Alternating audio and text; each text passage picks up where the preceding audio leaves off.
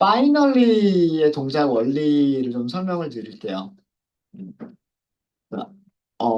이렇게 질문을 주신 분이 계세요. 여기다 브레이크를 넣지 않았어요. 브레이크를 넣지 않고, accept에서 continue를 넣으셨어요. continue는 뭐죠? 계속 해라잖아요. 그러니까 continue는 만나면 루프로 올라가요. 밑에 있는 거를 실행하지 않고 위로 올라가라가 continue란 말이에요. 그리고 밑에서 무엇을 넣으셨냐면 finally를 넣으셨어요. 그리고 finally에서 브레이크를 넣으셨어요. 자, 로직을 보면은요, 어, 동작 우리가 원하는 그런 형식이 될 것처럼 보여요. 정상적인 경우라면 여기를 실행을 할 거고요. 에러가 없었다면 accept를 가지 않을 거니까 finally에 갈 거고, 그죠? finally는 무조건 실행하는 거잖아요. 실행하는 거니까 정상적으로 시도가 전부 다 정상적으로 끝났으면 accept는 건너뛰고 그러니까 continue는 안 만나고 finally로 가서 브레이크니까 그 자리에서 끝나게 되겠죠. 그래서 될 것 같고요. 될 것 같고 만약에 exception이 발생했으면 예외적인 상황이 발생했으면 여기서는 accept로 가니까 continue에서 바로 올라갈 것처럼 보여요. 파이널리 안 가고 바로 올라갈 것처럼 보이죠. 근데 얘를 실행해 보시면은요. 자, 일단 정상적인 경우부터 볼게요. 정상적인 경우부터 보면, 네, 여기 빙글빙글 돌아가는 게 끝났죠. 예, 정상적으로 끝난 거예요. 입력하라고 해서 입력했고, 플러스로 변환했고, 변환된 숫자를 출력하고, 그 다음에 파이널리로 가서 브레이크 만나서 끝난 거예요. 끝났고, 자, 여기에 숫자로 바꿀 수 없는 거를 넣었어요. 자, 그런데 컨티뉴 올라갔나요? 올라가지 못했어요. 빙글빙글 도는 게 더 이상 안 돌죠. 입력하라고 하는 거를 보여주지 못하죠. 그죠? 여기까지는 됐어요. 여기까지는 됐는데 그 다음 컨티뉴가 먼저냐 브레이크가 먼저냐 여기서 브레이크가 먼저예요. 아, 왜 그러냐면 파이널리는 무조건 실행해야 돼요. 에러가 있든 에러가 없든 무조건 실행해야 되는 게 파이널이에요.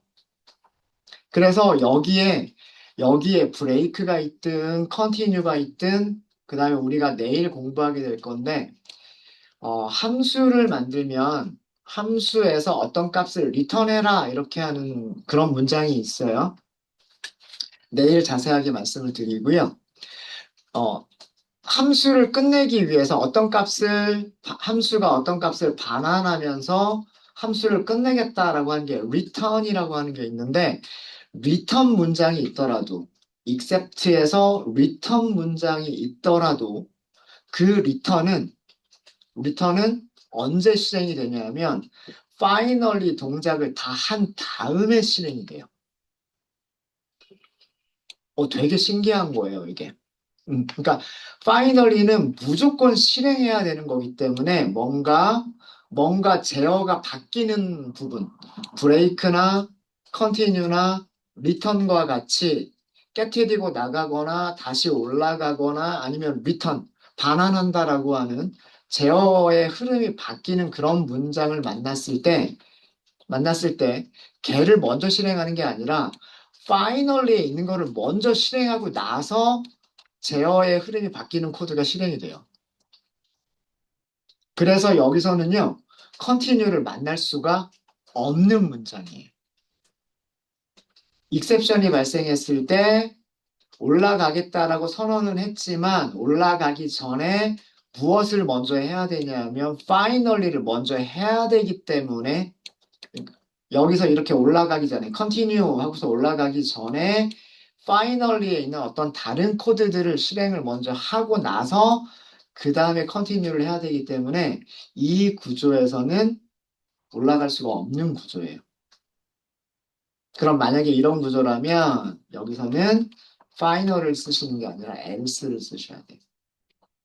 else는 뭐예요? exception이 발생하지 않았을 때. 란 뜻이잖아요. 그러니까 시도를 하고 익셉션이 발생하지 않으면 else로 가니까 브레이크 만나서 끝나고, 그 다음에 시도를 하다가 익셉션을 만나면 accept로 가서 continue 하겠다라고 해서 다시 올라가고, 이런 구조가 되는 거예요. 그럼 이거를 다시 실행해 보면 정상적인